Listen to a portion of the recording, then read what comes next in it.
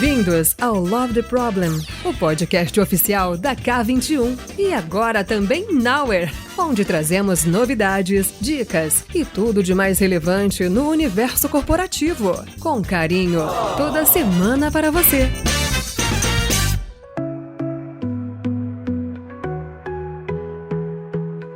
Fala galera, tudo bem? Prazer estar aqui com vocês em mais um episódio e dessa vez com um produteiro e uma produteira de mão cheia aqui, pessoas que eu conheço, confio, já trabalhei um bocado junto e a gente vai falar então de gestão de produto, não é isso?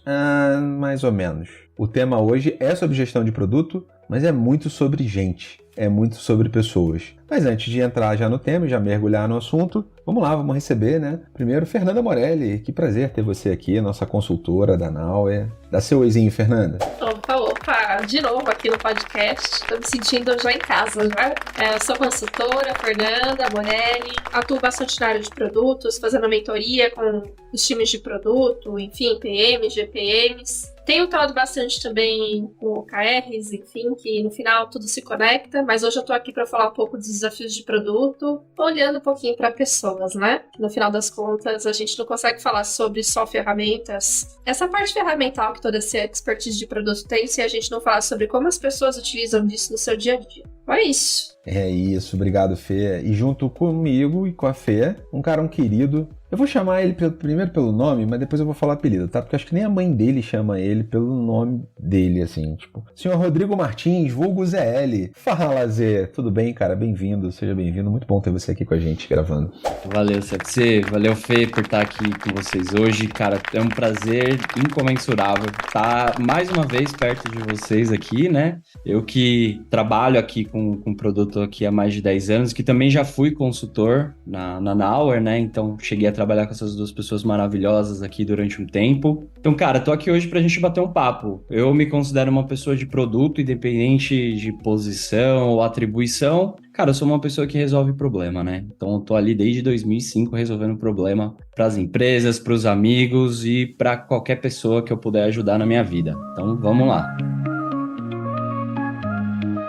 Muito bom, muito bom, muito bom. E ó, eu preciso fazer uma confissão. ZL e eu estávamos trocando mensagens aqui em WhatsApp, falando, cara, vamos gravar um episódio junto? E a gente começou a pensar temas e tudo. O ZL foi o autor, digamos assim, da ideia desse tema de hoje. E é muito sobre gente, que é o verdadeiro desafio de um produteiro, de uma produteira, no final das contas. O que é? É gente mesmo no final? Zé, vou começar contigo. Já que você deu a ideia, vamos começar aqui introduzindo o assunto. No final, não é só fazer um discovery? Como é que é o jogo aí? Então, aí começa também por isso, né? A palavra, discovery. Cara, discovery é entender a coisa, né?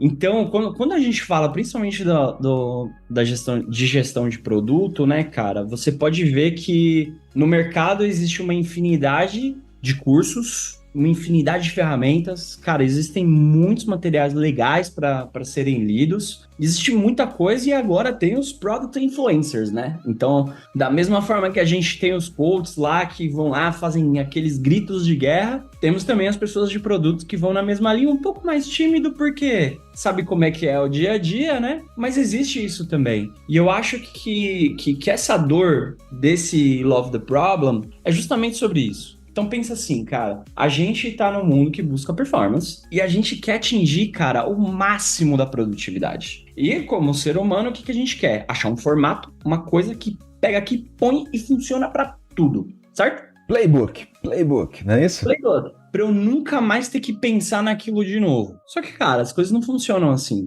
Então, seja a metodologia, cara, que pode chamar de ágil, de lean, de safe ou de qualquer outra coisa da forma que trabalha, ou técnica do como que você entende como encontrar, aprimorar e desenvolver melhor os seus produtos e serviços, ou até mesmo uma ferramenta, né? Então, tem gente que pega e se apega numa ferramenta ali que fala, cara, esse aqui é o modus operandi de como a gente tem que fazer tal coisa. Isso acaba que, cara, de uma forma até engessa a gente, né? E eu sei o quanto é difícil dentro de uma organização, principalmente as organizações maiores, que é você manter todo mundo na mesma página, né?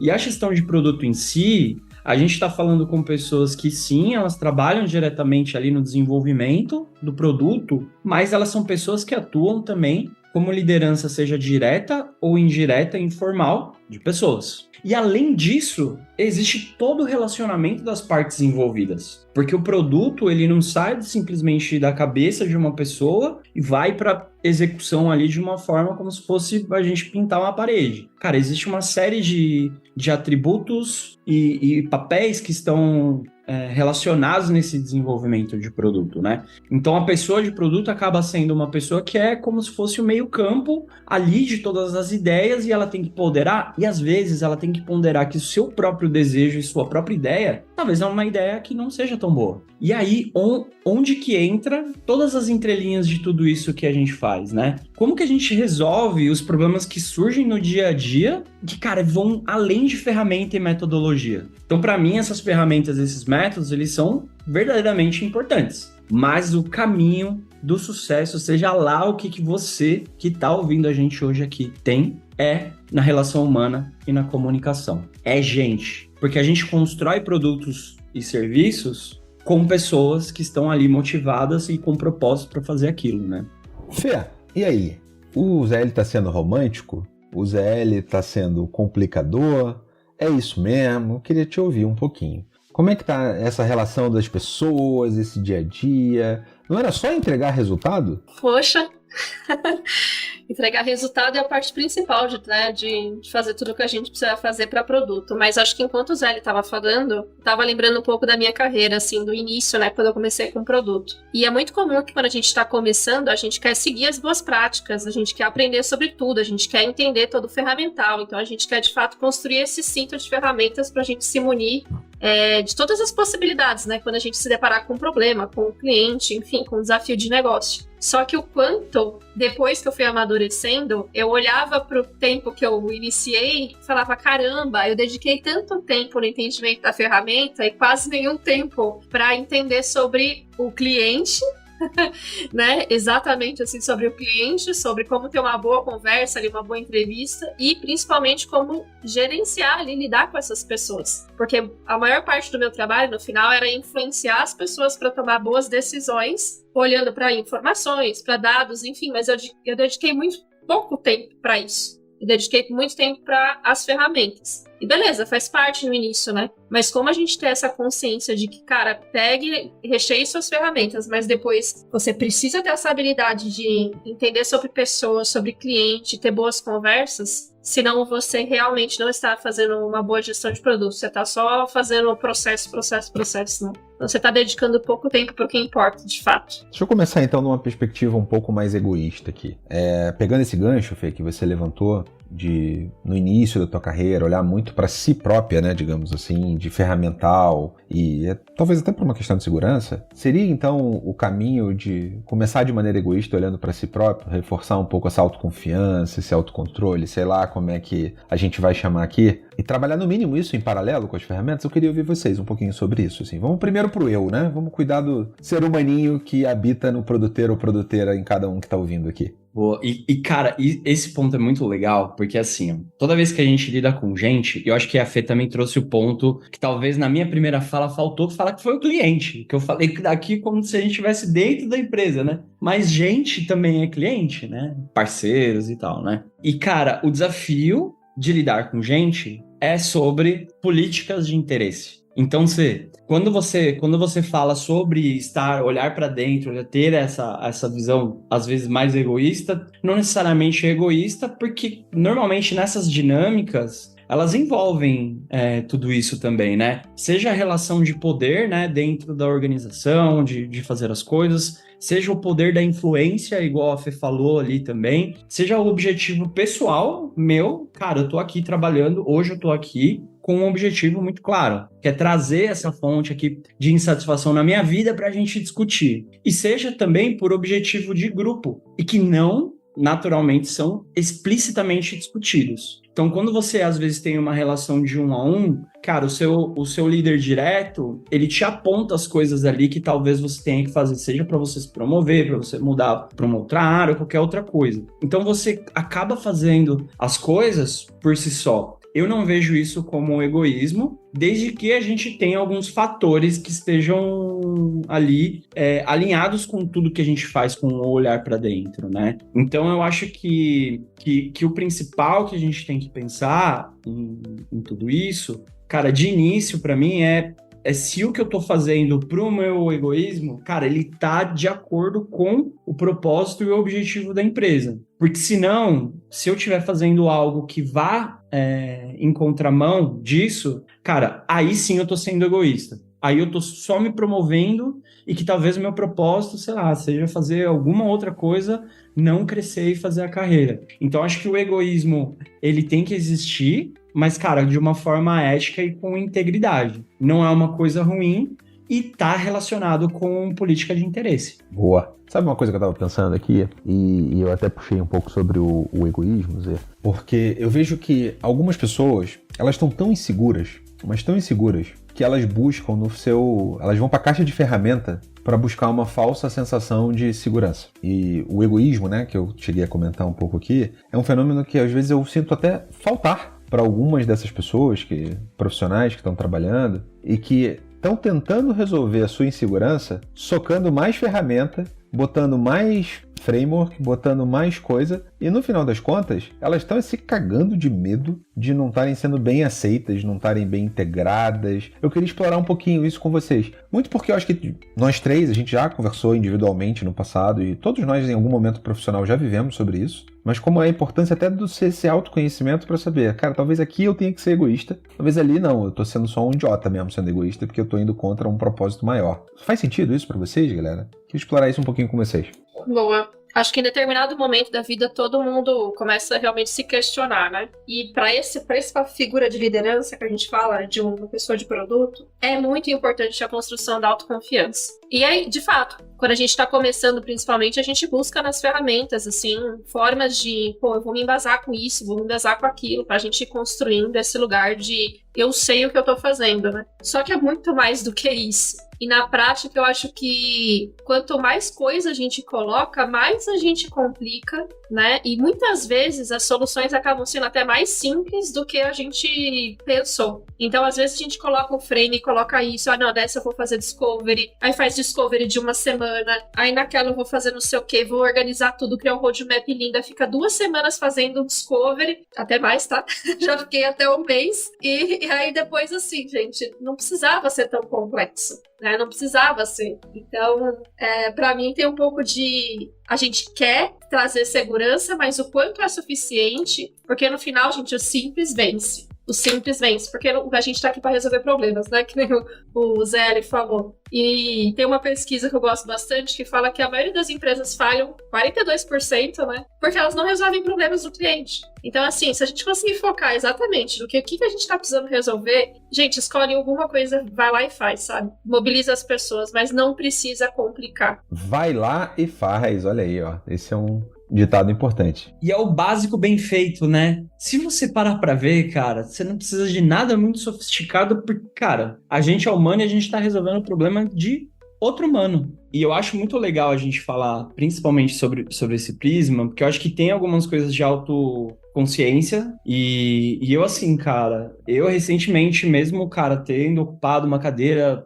mais alta em uma organização, eu também tinha minhas inseguranças. Então é muito importante você reconhecer as suas próprias emoções e entender como que elas influenciam as reações que você tem. Então, cara, a gente, no final das contas, a gente é um bicho. E a gente tá sempre, ao longo da nossa vida, tentando mitigar os riscos, né? Então a insegurança, muitas vezes, ela vem, cara, de algo que a gente possa se sentir ameaçado, né? E a gente conseguir entender, ter essa autoconsciência e conseguir exercer esse autocontrole das coisas, de, cara, determinada situação, entender como que eu tenho que agir em determinadas situações ali, pra gente evitar ali uma resposta impulsiva ou qualquer outra coisa ali. Então, acho que sobre a inteligência, falando de como se fosse a inteligência emocional mesmo da coisa, né? Cara, é algo que às vezes ela tá desconectada de leituras, né? Então, cara, onde que eu vou trabalhar essa autoconsciência? Putz, cara, eu vou lá pra terapia. E eu vou lá pra terapia falar de trabalho. Então,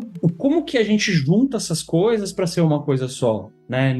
Não existe um curso que fale sobre isso, que coloque a ferramenta junto com a inteligência emocional ou com qualquer outra técnica que a gente precisa para melhorar a nossa comunicação, narrativa ou qualquer outra coisa. Bom, já é até uma oportunidade aqui para a gente entender um produto, né? Colocar isso no curso. Mas é um assunto que, cara, que a gente tem que parar, a gente tem que pensar mesmo, né? Vocês concordam que é mais difícil influenciar se a gente não tá seguro para influenciar, né? Se a gente não tá seguro nem com a gente mesmo, a gente acha que a gente é o impostor, a impostora.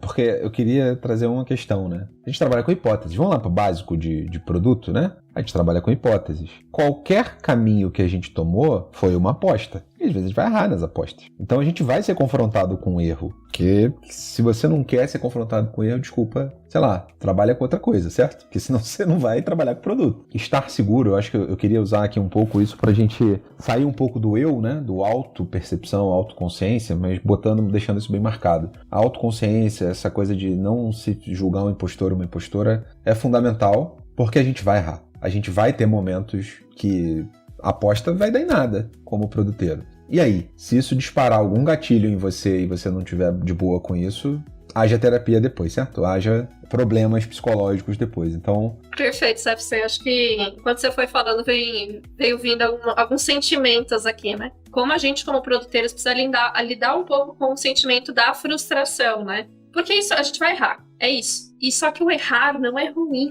contanto que eu aprenda algo sobre aquilo, né? Então, se eu errar num ciclo curto e eu puder fazer algo sobre aquilo, esse erro não se torna ruim. Então, a gente, apesar de ser um erro, a gente precisa interpretar como algo positivo. Beleza, descartei isso aqui não funcionou. E isso é uma mudança de mindset muito grande que a gente precisa ter. Primeiro passo, assim. Mas como é importante essa jornada de construção da confiança? Porque você, como pessoa de produto, você vai falar para as pessoas por que estamos fazendo o que estamos fazendo. E se você não tiver um bom pitch, se você não estiver seguro, pelo menos do porquê que a gente está testando essa hipótese, bem embasado, né? E que evidências a gente está buscando, numa primeira pergunta que você tomar, você vai ficar inseguro e vai falar, socorro, né? Talvez eu não esteja testando a melhor coisa. Então, por isso que é importante, sim, embasar, ter ferramentas ali para poder te ajudar, né? Tipo, essa análise faz sentido, não faz? Para construir esse pitch de confiança, porque sem ele, realmente, assim, cara, o papel do executivo é de fato questionar. Eu falo para todas as pessoas de produto, não entra numa reunião achando que você não vai ser questionado. Você vai ser questionado, é o papel dele, ele é como se fosse investidor, é o mindset dele.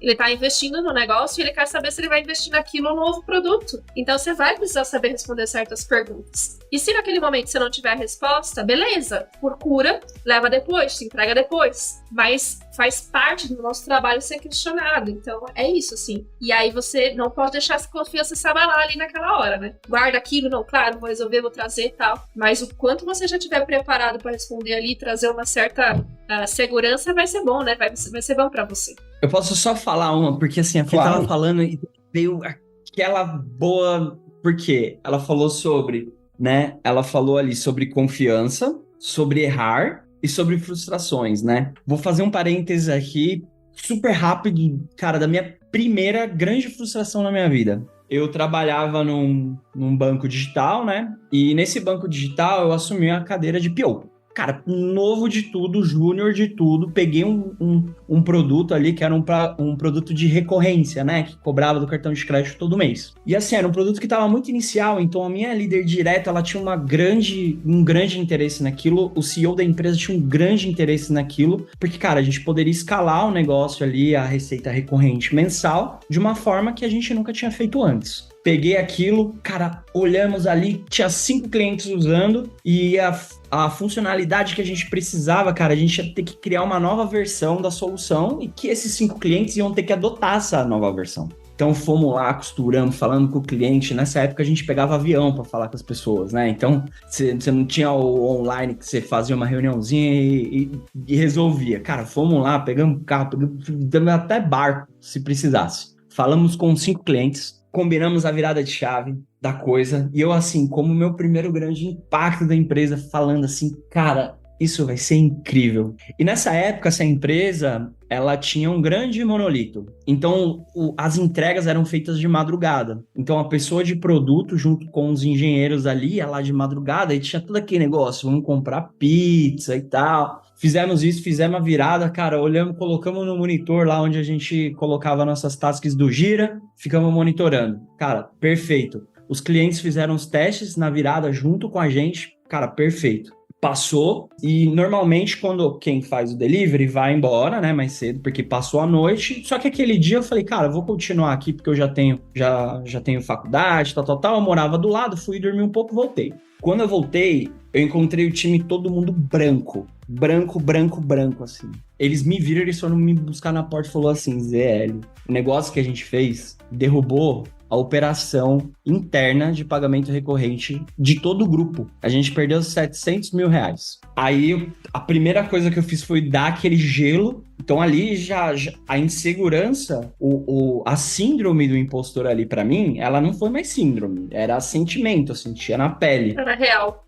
Veio medo, veio uma frustração muito grande, porque eu tava fazendo aquilo, cara, sob um ótimo motivo. E assim, senti que, cara, ia quebrar a confiança de todo mundo na empresa. Ninguém nunca mais ia confiar em mim pra fazer uma grande entrega dessa. Era isso que eu sentia na hora. Aí conversei com o time, a gente achou uma forma de reprocessar, achamos uma forma ali de conseguir mudar, tal. Cara, a gente começou a reparar o dano que a gente fez. E aí eu tava ali focado na tela e, cara, o pessoal olhando, essa transação, olhando transação. E aí veio uma pessoa e sabe quando a pessoa te chama assim, te dá 2 toquinhos nas costas? E você faz com a mão e fala, com licença, eu tô muito ocupado aqui. A pessoa insistiu. Aí quando eu virei, era o CEO. Ele desceu lá, foi lá e me chamou. Aquela hora passou... Cara, sabe aquele filme que passa na cabeça? Eu lembrei de toda a minha carreira, minha vida. Falei, cara, agora tudo acabou. E aí essa pessoa, não sei se eu posso citar ou não citar o nome aqui, era o Juan Fuentes. Ele estendeu a mão pra mim. Ele falou exatamente as seguintes palavras. Não necessariamente vai ser exato como ele falou, porque memória também, isso já faz mais de 10 anos. Ele estendeu a mão e falou, parabéns. Eu falei, cara, parabéns pelo que eu quebrei tudo. Aí ele falou assim, sim, mas vejo que tá arrumando, não tá? Isso vai gerar aprendizado pra você, pra mim, pra todo mundo que tá aqui, de coisas que, cara, ninguém pegou durante o Discovery, né? Que a gente fala, que ninguém pegou ali, errou, agiu rápido, mas se você não tivesse tomado a decisão de fazer a entrega, a gente nunca saberia o que iria acontecer e o tanto que habilitou, né, daquilo. Então, aquela pra mim foi o momento onde eu mais transitei com todas essas emoções. E eu acho que isso é independente do nível, né? Aqui eu falo que eu era um Product Owner na época, mas, cara, todo mundo transita nesses sentimentos, né? E você conseguir ter esse apoio, então por que eu tô falando isso? Quem tá nos escutando? Líder, gestor, diretor, C-level, presidente ou qualquer pessoa que trabalhe com pessoas. Cara, saiba criar o espaço para gerar essa confiança, onde o erro ele tem que acontecer para gerar aprendizado e, obviamente, você tem que ter uma mitigação de riscos e tudo mais. Mas, cara, faz parte do nosso papel trabalhando com gente, seja gestor de produto ou não, seja uma pessoa que tem pessoas diretas respondendo, fazendo gestão ou não. Então a gente tem que criar esse espaço para que isso possa acontecer e para que dali, para mim, esse momento para mim foi onde surgiu a grandeza do que eu tenho na minha carreira. Então, cara, às vezes para ele nem deve lembrar que ele deve ter feito isso. A tua cueca tava toda borrada? Tava toda borrada. Tava. Mas foi muito legal porque você teve um primeiro exemplo de liderança ali, de fato, né? Vai chamar de liderança de fato, de cima para baixo. E aí eu acho que é legal porque a gente já começa a trazer exemplos de sair só do eu, porque foi muito legal, Zé, que você trouxe a sua perspectiva e o medo que bateu em você, mas você trouxe também a perspectiva da maior liderança que você tinha ali na empresa naquele momento, criando uma rede de suporte, certo? Uma rede de proteção. É óbvio que ele estava de olho no erro, porque não estamos falando de qualquer dinheiro, certo? Era mais de 700 mil ali envolvido e tal, como você trouxe. Porém, tá tudo sendo feito para ser, então criou ali um ponto mínimo de segurança, de proximidade, muito legal. Então aqui eu acho que já tem um ponto legal da gente começar a explorar. No lidar com gente, vários dos nossos ouvintes aqui estão liderando pessoas hoje. Nem que seja uma liderança estacional, certo? que todo produteiro de alguma forma não está liderando seu time de desenvolvimento. Então vou usar aqui uma analogia do liderar para baixo um pouco primeiro, tá? Mesmo que seja uma liderança estacional, por favor, qualquer cuidado aqui, você que está ouvindo, não me interprete mal, mas nesse lidar para baixo e no lidar com gente, que aspectos são importantes aqui? Você já acabou de trazer Zé, na sua explicação aqui. Aspecto de segurança, certo? Criar a rede de segurança e deixar a pessoa tranquila. Que outros aspectos no lidar com gente aqui são fundamentais para, dado que você já se autotratou, se autoterapeutizou ou não, ou usou um apoio, tudo bem, a gente já começou o episódio aqui, agora a gente está falando do de liderar pessoas. Que aspectos são fundamentais para vocês nesse processamento com gente no final do dia, né? Já que a gente disse que esse é o principal desafio, que outras dicas aí a gente pode trazer? Para mim, o que vem primeiro assim na cabeça tem a ver com, mais do que uma comunicação clara, uma forma didática de expor o raciocínio para as pessoas. Eu acho que a didática é bastante importante para as pessoas entenderem de fato qual é o problema, quais são os desafios que a gente está precisando enfrentar, e o óbvio precisa ser dito, então colocar todo mundo de fato na mesma página. Então eu colocaria esse como uma habilidade fundamental também. Boa, então a gente já explorou um pouquinho aqui sobre segurança, agora a Fê trouxe mais uma habilidade fundamental. E aí, Zé, o que mais você adicionaria? Eu gosto bastante também desse tema da comunicação, porque o esquema da comunicação é emissor, receptor, mensagem, simplesmente. Certo? E o canal onde você fala. Então, acho que uma boa habilidade que uma pessoa que lidera pessoas tem que ter é a comunicação, e ela também significa escutar. Então, cara, você pode colocar a melhor pessoa de oratória e narrativa para fazer uma apresentação que, se a pessoa que está recebendo, ela não quer ou ela não entende aquela linguagem, ela não vai conseguir associar. Então, acho que dentro da comunicação tem esse termo de que é a adaptabilidade. Você não fala com pessoas com repertórios diferentes e perfis diferentes da mesma forma. Você precisa adaptar a linguagem, você precisa adaptar a narrativa, e assim, não que você tenha que entrar ali como uma pessoa que diz coisas diferentes para determinados grupos de pessoas. O que eu quero dizer é, para cada público, para cada audiência, você tem uma forma de comunicar. Porque senão, você enquanto emissor e o seu receptor, a mensagem que você está passando vai ter o ruído. E ela pode ser aberta a interpretações e tudo mais. E da mesma forma, o nosso trabalho de receptor, né? A gente fala muito sobre, cara, escutativa. Então, é muito comum, cara, é comum, mas não é normal, né? Nesse cenário que a gente tá, principalmente nesse momento. É raro, mas acontece muito, é isso? É raro, mas acontece sempre. Cara, a gente tá agora no último quarto do ano, né? Então, imagina as pessoas fazendo todo o planejamento orçamentário do ano que vem e tudo mais. Cara, essas pessoas, elas estão em reuniões, uma atrás da outra, outra atrás da outra. Então, quando ela vai ter um a um, quando ela vai falar com o time, quando ela vai falar com outra pessoa, às vezes a pessoa tá nessa reunião pensando na próxima pensando na próxima pensando na próxima. O que isso gera? Cara, isso gera que a pessoa pode pegar apenas alguns reflexos, algumas frações do todo que está sendo discutido, né? Então, a comunicação, ela é muito importante, a adaptabilidade de escutar. Entender a entrelinha do que por trás alguém tá te falando alguma coisa, né? Você falou algumas coisinhas que, nossa, deram alguns gatilhos aqui em mim. O primeiro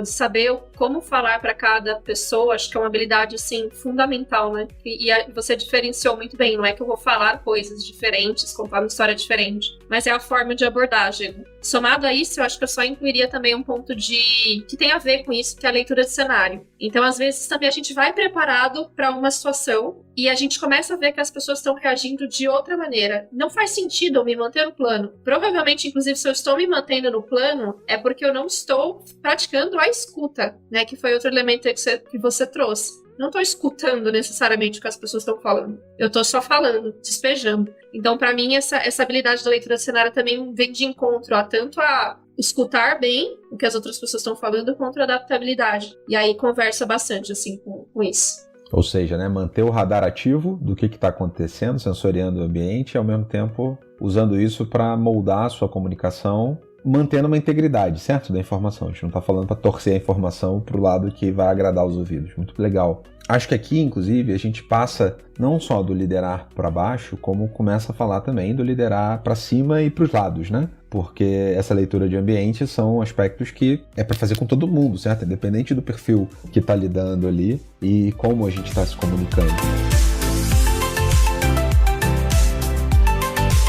Eu queria explorar um pouquinho mais ainda, e aí botando uma pimenta, acho que em toda a questão de liderança, para todos os lados também, a gente é humano, né? Como o Zé comentou agora há pouco, a gente é ser humano. Acho que todo mundo já ficou irritado com alguém. Todo mundo já, pô, isso aí é uma idiota, um idiota. Que tem, né? Uns que às vezes disparam esse sentimento na gente, vai. Você é produteiro, produteira que tá me ouvindo, você já deve ter pensado isso de alguém ali. E aí, como é que faz? Se joga na emoção e trata como idiota mesmo?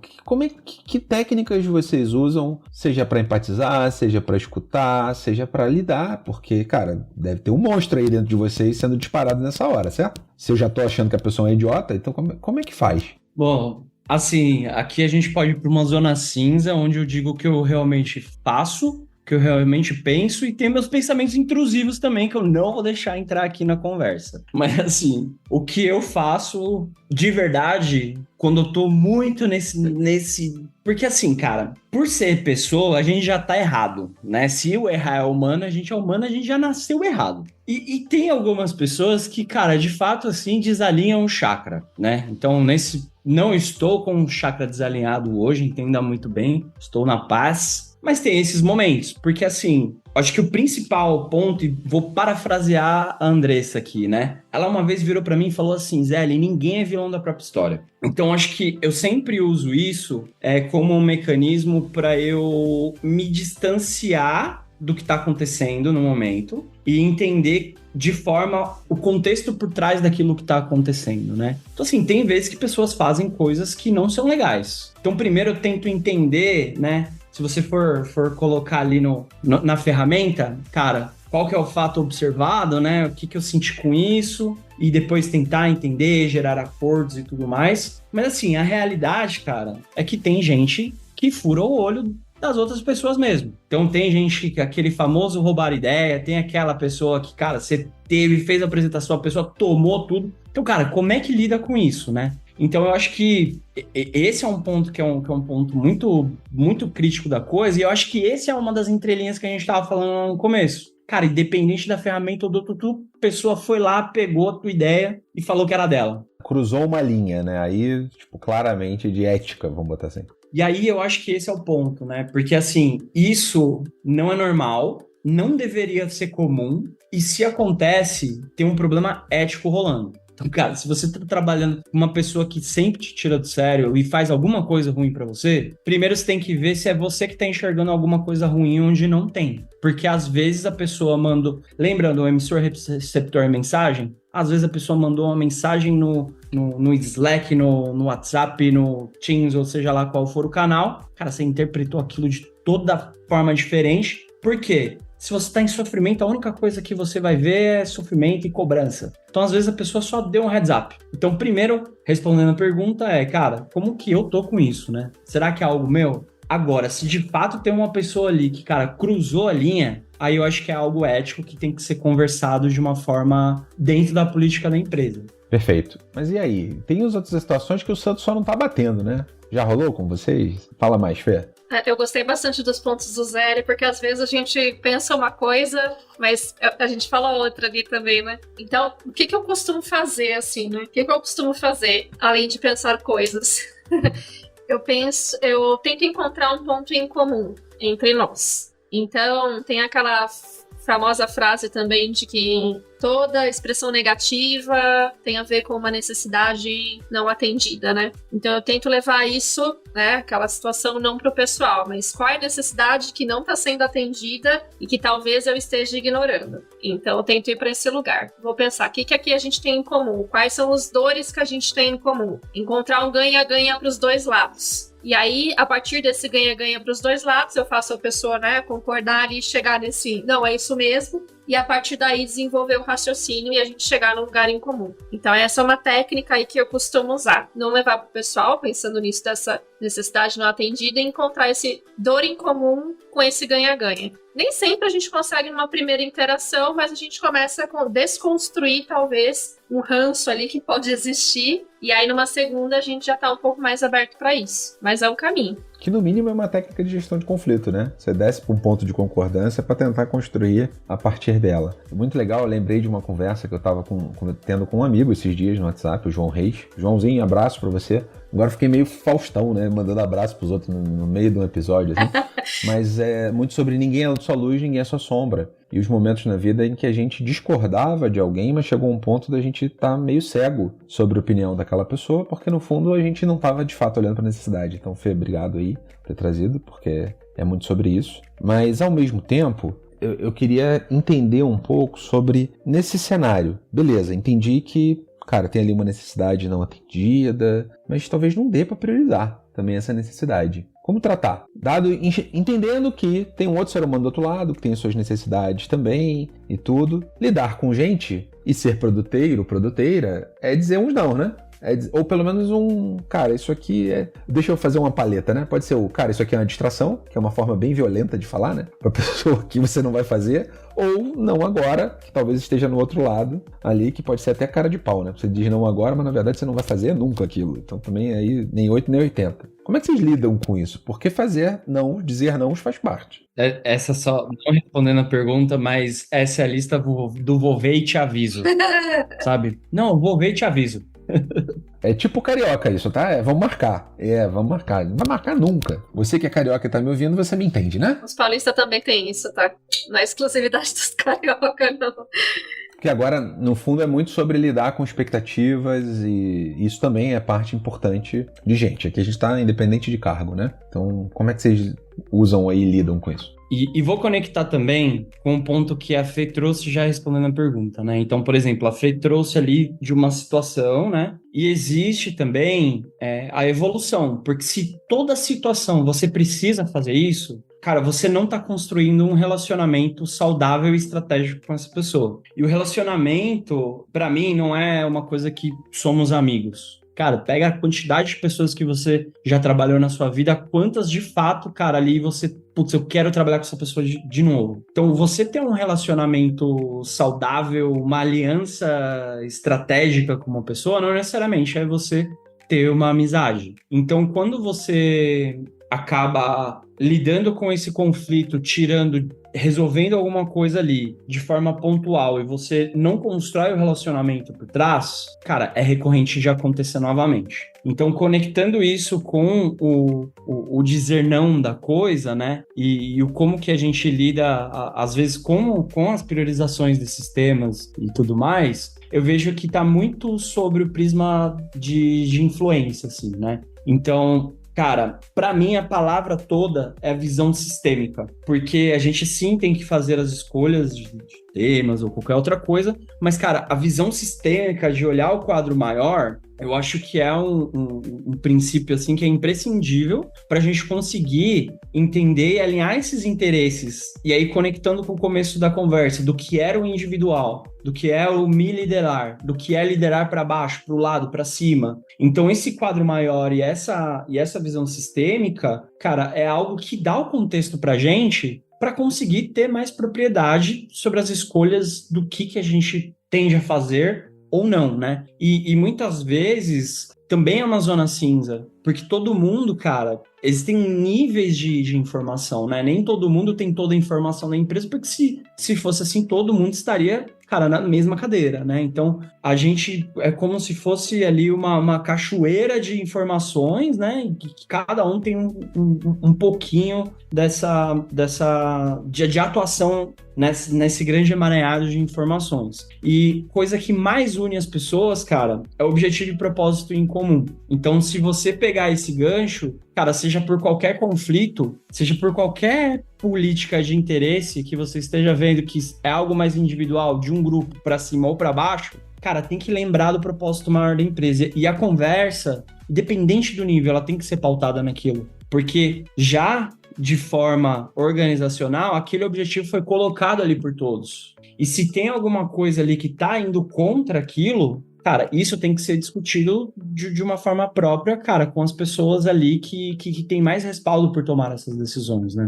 Mas deixa eu te fazer uma pergunta. Quando a gente fala desse propósito Mário, a gente está falando de quê? É aquela declaração de missão da empresa, a gente está falando de OKR, a gente está falando de o objetivo a ser buscado, todas as opções anteriores, o que a gente está falando aqui para deixar bem claro para o ouvinte o que é esse inimigo em comum? O propósito maior é o da empresa. É o desafio, é o porquê que eu tô ali. Pode ser sim um propósito maior. Pode ser sim um propósito fatiado, que para mim propósito fatiado é o objetivo. E isso pode ser diluído em 1 ano, 1/4, daí cada empresa, cada pessoa vê como é que faz e tudo mais. E ele pode ser ainda fatiado um pouco mais, que o propósito é atingir o número daquele objetivo.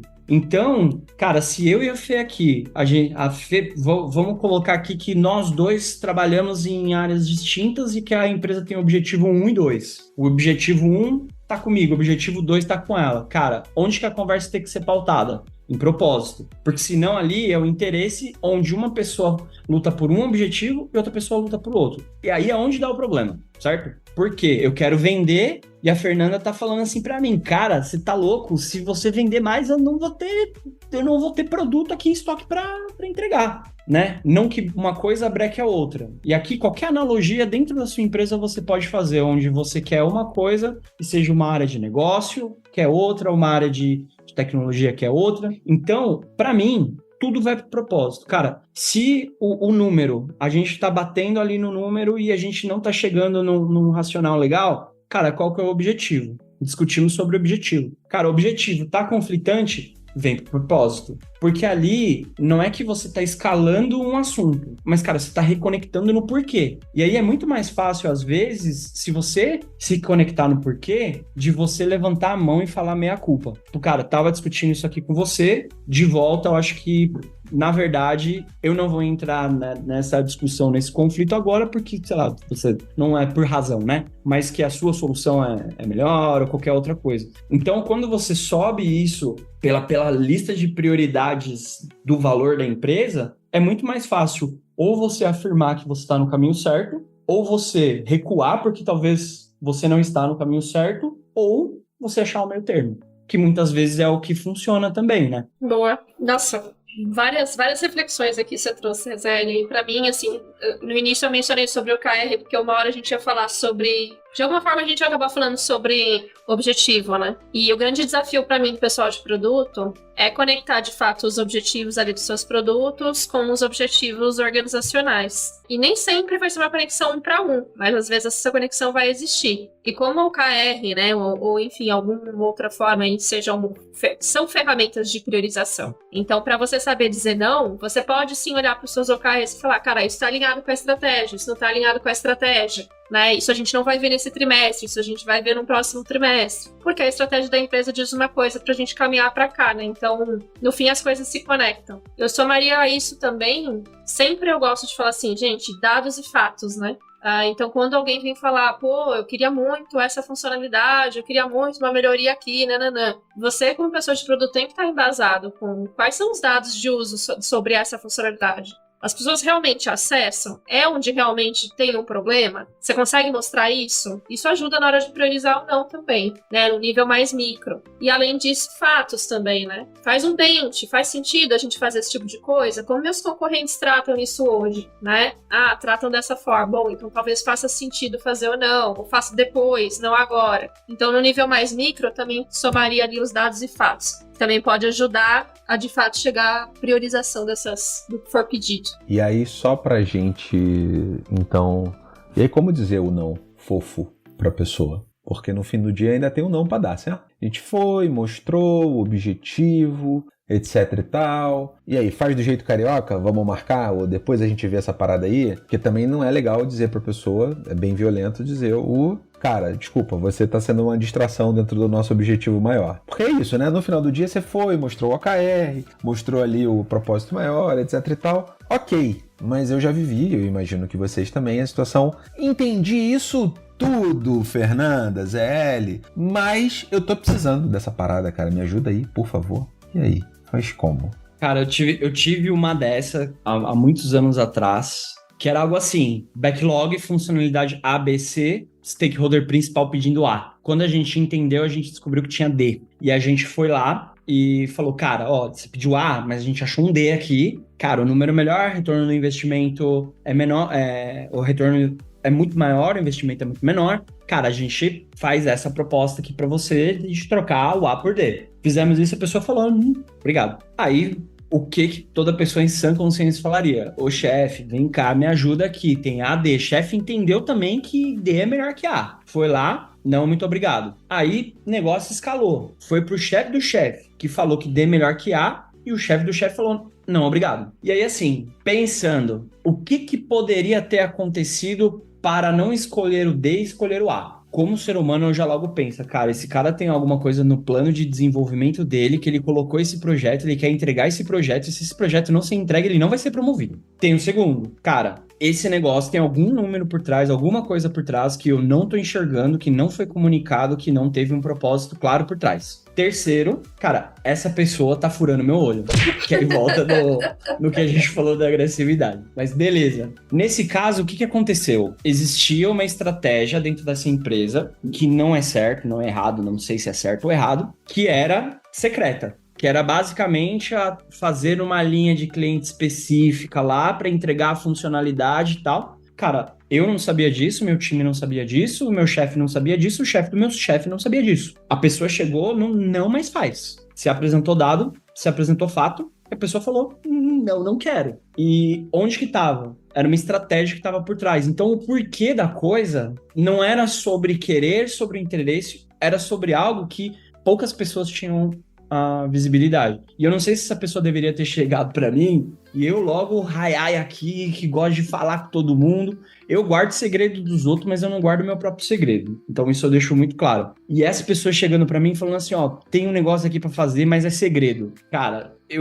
não me conta segredo porque eu me seguro o máximo que eu posso. Então, assim, se você conta o segredo pra alguém, já deixou de ser segredo. Então, é por isso que o segredo não é contado, né? Então, cara, se essa pessoa tivesse chegado e falado, olha, tem uma estratégia aqui, que ela é uma estratégia ainda que não foi divulgada, a gente precisa dessa funcionalidade. Cara, teria evitado 1 mês de trabalho. Só que nesse caso, foi algo em prol de uma estratégia da empresa. Então, buscar o porquê. Porque sempre tem um porquê nesse fato. Então, que nem a Fih falou, o fato, às vezes, pode ter sido esse. Então, dado o fato, o hábito, bench, temos essa solução, mas temos a D também. Então, cara, a gente quer a A porque existem fatos ali que a gente ainda não tornou explícito. Não quer abrir, tudo bem, né? Não quer abrir. Eu acho que isso foi muito legal porque da forma como você contou aqui essa história trazida, o que acontece? Acho que todo mundo já tomou um top-down na vida, certo? Em algum momento em que você não entendia muito bem esse top-down. No lidar com gente, e aí quem curtir depois a gente tem até um episódio só falando de triângulo de Karpman, é muito comum a gente botar alguém como vilão, certo? É um triângulo que configura, na verdade, o triângulo do drama, também conhecido como triângulo do drama. Se você não conhece, ouve aí no nosso podcast aqui, tem um episódio só sobre ele, ou dá uma googlada aí, né? Vai no Google rapidinho aí, você vai ver o herói, o vilão e a vítima. Quem nunca se colocou no papel de vítima, certo? Ou colocou um chefe, uma chefa no papel de vilão ali, porque afinal de contas, pô, caramba, tá me dando esse top-down aqui, não faz sentido. Mas ninguém é maluco. É importante a gente sair um pouco desse fenômeno comum, um gatilho psicológico de ir pra esse lugar. E é o cara, a pessoa que tá ali, né, homem ou mulher, ele não é doida. O que tá fazendo isso? Talvez seja estratégia secreta, que é ruído de comunicação, by design, como a gente falou aqui no episódio. Mas não tem uma pessoa doida do outro lado. Tem algum tipo de necessidade não atendida. Então, muito legal, porque eu acho que tangibiliza bem o ninguém é só luz, ninguém é só sombra, né, que a gente citou agora há pouco aqui. E aí agora vai, nessa linha de... A gente contou alguns causos aqui, né? Pra gente ir já indo pro encerramento do episódio, já aqui no finalzinho. Mas eu queria ouvir de vocês hoje estamos gravando no dia 31 de outubro, tá? Então, doçuras ou travessuras, eu queria que vocês falassem um pouquinho de um momento travessura, assim, que vocês cagaram muito, vocês erraram muito, assim, no lidar com gente, que você, cara, julguei mesmo, entendeu? Dei no meio e, puta, perdi a mão. Que é isso, certo? No final das contas, somos todos falhos e vai acontecer. Quem sabe o ouvinte vai rir um pouquinho sobre e vai se identificar também com alguma que já fez aí. Fê, posso começar contigo ou não? A primeira que me veio uma das primeiras experiências minhas minhas também com gestão de produto, que foi eu abrir demais as informações sobre a gestão de todo o backlog para o meu stakeholder, a ponto de mostrar todos os pingos do i de tudo que ia ser feito, mas sem de fato pedir a colaboração com ele de, tipo, se fazia sentido aquilo do ponto de vista de negócio, enfim. E aí ele começou a questionar, por que isso aqui, por que isso aqui, por que isso ali? Eu nem tinha as respostas prontas. Então, pra mim, um ponto, assim, é se preparar, né? Se preparar, ter as respostas prontas e não abrir tanto as informações ali. Principalmente pra quem tá começando ali na carreira, né? O detalhe do detalhe. Das histórias aqui, então, a gente tem... Todo mundo já errou no lidar com gente de algum aspecto, certo? Que você, tipo, cara, perdeu a mão, você saiu do lugar aqui, tipo, você sabia que, cara, errei feio, errei rude, e gerou algum aprendizado, ou pelo mínimo uma história engraçada, né, do teu erro. A Fê trouxe um pouquinho aqui sobre a questão do errar em cima de, puta, não precisava ter aberto todas as informações, eu abri todas as informações, eu tomei pergunta, eu não estava pronta. Esse negócio de vida é um livro aberto, o backlog é um livro aberto, não precisava ser, né? A pessoa talvez nem quisesse, inclusive. Exatamente, gerei mais confusão na cabeça dela do que, de fato, informação relevante. E eu posso falar, assim, de uma grande M que eu fiz na minha vida, a maior de todas, e também foi o meu maior aprendizado. Cara, a pior coisa que eu já fiz liderando pessoas foi esperar que a pessoa fosse igual a mim. Então, novo, de gestão, aquele negócio... Cara, entendia, fiz curso, tinha ferramenta, tinha todo aquele negócio. Só que, de alguma forma, eu tinha uma expectativa que as pessoas resolvessem os problemas da mesma forma que eu resolvia. Afinal, eu era sênior e virei coordenador por algum motivo, correto? Completamente errado. E aí, o que eu fiz? Tinha uma pessoa lá, que dentro do time, que assim, era a pessoa... Cara, a pessoa era fera, super fera. Super fera, assim, no que fazia, né? Só que essa pessoa, ela era muito ríspida com as outras pessoas. Cara, ela era uma pessoa que chegava a beirar ser rude com as outras pessoas. Tipo, de tão direta, né? A minha leitura de cenário foi que aquela pessoa, ela talvez tinha um perfil de dominância e tudo mais, e, cara, ele tinha que ser isso ou aquilo outro, então, primeira coisa de feedback foi que eu falei pra pessoa que ela tinha que amortecer um pouco, e falar e tudo mais de uma forma mais amigável e tal. Cara, a pessoa ficou pior. Porque aqui, depois de tempo, meta-leitura, se a pessoa já estava numa zona de aflição, eu coloquei ela ainda mais. Porque eu sou da relação, sou uma pessoa que preza, né? Então, o meu perfil é uma pessoa que preza construir relações, né? E aí, o que aconteceu? Cara, indo mais a fundo do problema, eu descobri que aquela pessoa, ela também era uma pessoa que era da influência e buscava construir essas relações, porém, ela não estava conseguindo porque, cara, ela estava com um puta problema de família. Então, eu errei de primeiro achar que a pessoa tinha que fazer algo igual eu faria, né? Então, não era sobre o prisma de trate melhor as pessoas que eu tinha que dar esse feedback e, cara, tô abrindo o maior problema que eu já gerei na minha vida de gestão e também o maior aprendizado também. E também, cara, coloquei a pessoa na zona de aflição. Quando eu fiz as perguntas corretas, eu descobri o porquê que a pessoa tava daquele jeito. Então, cara, eu fui direto no sintoma. Eu não fui na causa. Cara, deu 1, 2, 3 semanas depois que a pessoa piorou, eu já tava quase, cara, comunicando o desligamento. E aí foi onde eu perguntei, cara, tá tudo bem? Eu fiz essa pergunta. Cara, a pessoa pediu pra ir pra uma sala, fechou a porta da sala, trouxe os pontos delas. Cara, a pessoa tinha férias pra pegar, assim, precisava muito mesmo de um tempo. Não, essa pessoa, ela foi, tirou férias, se recuperou, descansou, voltou. E às vezes, cara, eu acho que esse é um ponto muito importante de quem lidera com pessoas. Eu acho que tem esses meus aprendizados e tem a leitura também. Cara, de saber que a pessoa às vezes precisa descansar. Então, o meu maior erro foi esse, foi resolver, esperar que a pessoa resolvesse como eu resolveria, dar um feedback, cara, no sintoma, sem ir atrás da causa, mas depois, cara, ter a percepção de entender qual que era a da pessoa e conseguir ajudar para aquela pessoa. Aí a pessoa foi promovida, seguiu o caminho, foi para outra empresa e tudo certo no final. Deixa eu só dar um parabéns aqui antes de devolver a bola para Fernanda pela vulnerabilidade. Dizer, sendo uma pessoa de relacionamento, como o Rodrigo ou o Zé L aqui, como a gente chama, eu consigo imaginar o quanto dói nele só de lembrar o quanto ele tornou a vida de alguém pior por algumas semanas, porque ele não leu o cenário direito. Então, obrigado por ter trazido e parabéns pela vulnerabilidade pública aqui. Fê, depois dessa ficou difícil, né? Porque, tipo... Caramba! Mas ele me fez lembrar sobre uma situação também que me deixou mal, assim, como pessoa também. Que foi um dos maiores desafios, eu acho, já pensando um pouco nesse nível de liderar pessoas. Então, eu demorei demais para dar um feedback. Eu guardei muito. Não disse para essa pessoa na hora que deveria, na hora que a coisa tinha acontecido, que eu esperava outra coisa. E isso aconteceu 1, 2, 3 vezes. E talvez por um excesso ali de empatia, né? Pensando, não, eu acho que ela tá entendendo, né? Eu não fui direta no feedback. E quando eu levei esse feedback, eu tava morrendo de medo que fosse tarde demais. Porque eu prejudiquei. Eu guardei pra mim. Estocou, né? Estoquei.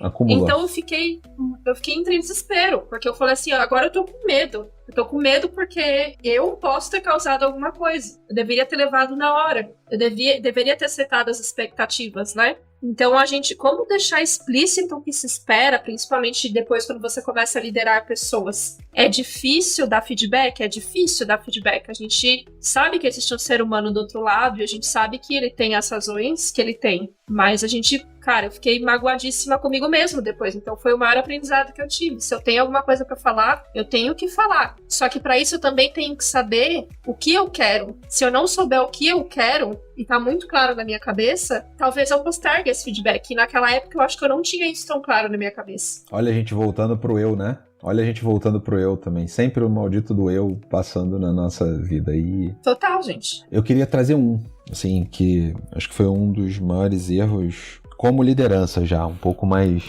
tarde na minha carreira, que é dizer para a pessoa que estava trabalhando comigo e que eu estava liderando ali no produto, que eu não sabia todas as respostas. E a pessoa, como uma liderada, estava me vendo como aquele ser sênior, ultra sênior, dono de todas as respostas, porque a gente acaba acumulando bagagem, certo? E acumulando experiências, e você tem padrões. No final das contas, eu brinco que senioridade é sobre a gente reconhecer padrões, às vezes, mais rápido, porque a gente já passou por aquilo, certo? E a pessoa não tava na linha de que a gente aprende um com o outro, não, pô. Tava me vendo um pouco, sabe, com aquela coisa do...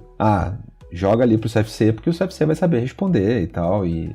Guru, aquela coisa meio guru, assim, pronto. E às vezes é tão simples quanto, cara, a gente vai aprender um com o outro, tá? Ninguém é sabedor de tudo. Pode parecer arrogante, falando assim, mas, bicho, quantas pessoas que você lidera, que te veem como uma referência sênior, e a gente tem aqui o Rodrigo, a Fernanda, que são pessoas vistas por muita gente no mercado, como, tipo, cara, muito sênior, né, um especialista, às vezes a pessoa só precisa entender ali que, tipo, cara, não temos todas as respostas, certo? Tá tudo bem a gente aprender junto um com o outro. E isso até gera um acordo, digamos assim, de construção de um relacionamento. Voltando lá no início da segurança que o Juan gerou no Rodrigo, né? Que é fundamental para, tipo, cara, as coisas fluírem, né? Nessa relação entre gente. Muito obrigado, gente. Muito obrigado pela vulnerabilidade. Muito obrigado por terem trazido as histórias. Queria um tchauzinho final, uma dica final, se vocês quiserem, para as pessoas. E obrigado por terem aceito o convite de estarem aqui hoje. Muito obrigado, Seifê, pela conversa aqui de hoje. Foi muito legal falar, muito legal. Eu gosto bastante de falar, então sempre que precisarem de alguém que fale, se quiser alguém que fala muito, tô aqui para falar. Gosto de falar. E assim, cara, eu acho que como dica final sobre esse episódio, eu gostaria de deixar o primeiro sobre sempre levar na priorização, seja assuntos, negócios e tudo mais, sobre propósito maior da empresa, objetivos, e aí você cascateia até onde você está ali na linha de discussão. Comunicação, então a gente falou bastante aqui do como que a gente vai ter uma comunicação mais eficiente, mais eficaz, sabendo para quem que eu tô falando, escutando também, sabendo entender de quem tá falando para mim, né? Terceiro, acho que é o emocional da coisa, né? Explorar ali esses conceitos da inteligência emocional pra gente não só ter a gestão do conflito, mas também a gente, a partir desse conflito, construir os relacionamentos estratégicos e saudáveis, que é o meu ponto 4. Então, que é sabendo diferenciar ali e criar as alianças que agregam mais valor entre o jogo que a gente tem aqui, que a gente joga não só individual, mas também como em grupo. Muito obrigado, Zei. Muito obrigado por ter vindo aqui hoje, ter aceitado o convite. Fê, por favor. Opa, obrigado, Zê. Fazia tempo que eu não falava contigo.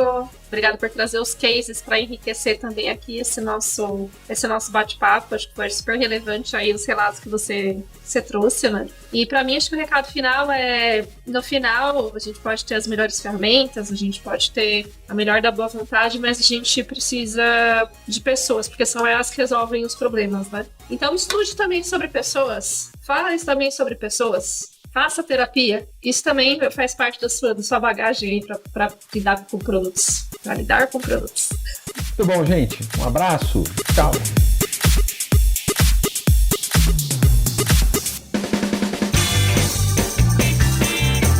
Este foi mais um episódio do Love the Problem, o podcast oficial da K21 e da Nowhere. Se você curtiu, compartilhe.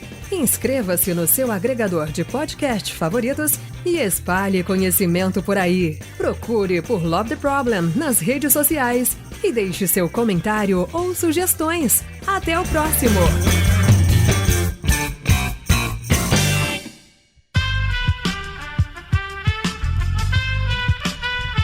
Esse podcast foi editado por Aerolitos Edição Inteligente.